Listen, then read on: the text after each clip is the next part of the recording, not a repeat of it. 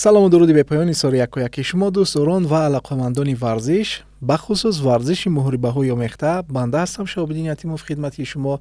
Дӯстони азиз, имрӯз мехостем дар бораи як набарде ки дар ташкилоти Октагон баргузор мегардад, яъне варзигари муваффақи мо Нуриалло Муродов бар муқобили варзигари Қазоқистон Биржан Эртилек, яъне рӯбарӯ хоҳанд омад.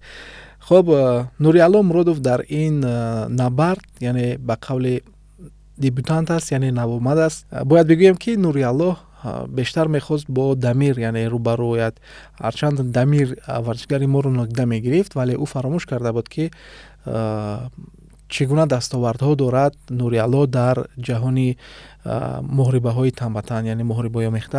همزمان باید بگویم که نوریالله مرودوف قهرمانی جهان است، اوید به گریپلینگ و چمپیونی آسیا، اوید به صنعت محاربه‌ای آمیخته است. دمیر فکر میکنم پس از یعنی آشنا شدن با کارنامه ورزشی نوریالله به خلاصه اومد که باید یعنی از گفته های خود پشیمان گشت و فکر میکنم این آسیبی که او گرفته است تصادفی نیست و این یک پلان کاری ورزشکاران است و دمیر این را فکر میکنم بر نفع خود انجام داد، چرا که بسیار سخنهای بالا گفت تو این گونه تو اون گونه. خب به فکرم خود شما اون پرس کنفرانس رو دیده بودید، ولی نوریالله در جواب به نهایت بسوادانه، به نهایت بصبرانه، به نهایت همون جوابهای پاسخهای دقیق و سری وقتی رو بر این ورزشکار داد. اگر اهمیت داشته باشه در همون پرس کنفرانس رویای برنامه طرفداری از نوریالله کردند و بسیار سخنهای خوبی هم در وصف نوریالله و خود مردم تاجیکستان هم گفتند که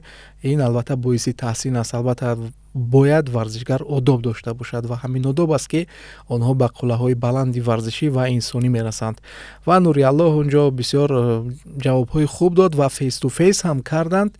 اما چند روز پیش از همین رقابت او دست کشید و رقیب اکنون بیرجان ارتیلک برای نوریالله انتخاب گشت. نظرهایی هم هستند که اینجا ورزشگر قزاق میتواند غلبه به دست بیارد، ولی ما فراموش نمی‌سازیم که نوریالله مرودوف هم تا به این مرحله ها رفتن و یا که راه یافتن او از کوچه یعنی بازار نرفته است. خودی من در یک نبردی او اشتراک داشتم که در گاما یعنی برآمد میکرد. اونجا او به نهایت خوب برآمد میکند، هرچند نبردش نبردی غیر کسبی بود، ولی نوریالله به قول اگر کوچکی گوییم پدرکه نیست و او نفری هم هست که او را در تشکیلاتی یعنی اکتاگون یعنی راه دادند.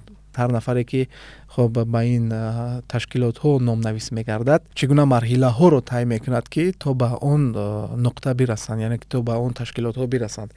خود میدانید که با یک چمپیونات شهری و یا که ناحیوی راه یافتن چقدر زحمت میکشی، چقدر تلاش می‌ورزی، چقدر مشق و تمرین میکنی که تو را نام نویس کرده باشند و سفربر کرده باشند به اون چمپیونات. نوریالله امروز در لیگ اکتاگون است و رقیب نوریالله در نبرد اولی خود نتوانست که یعنی غالب باید، اما این ورزش است، برد و باخت دارد.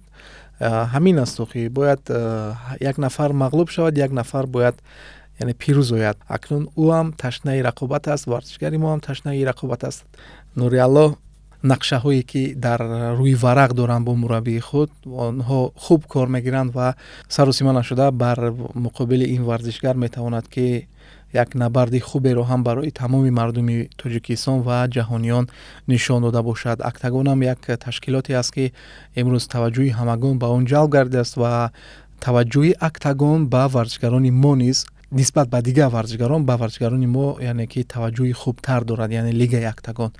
نبرد این دو نفر روز 3 نوامبر ساعت 18 برگزار می‌گردد و همگان می‌توانید این نبردها را طریق صفحه بنده و یک چند صفحه‌ای هست که ما همان روز پیشکش شما خواهیم کرد. خب گپ رو زیاد نمی‌کنیم.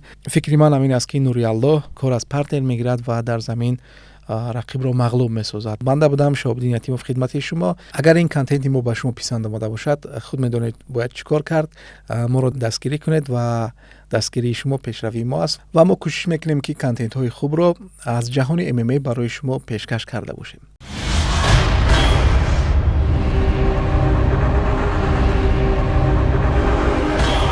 Итак, знакомьтесь, моя всей клубу, ему уже 16 лет, рост 170 75 сантиметров, вес 70 килограммов ровно. Он представляет клуб Мастер Файтер Фото Мустафа Гиосана.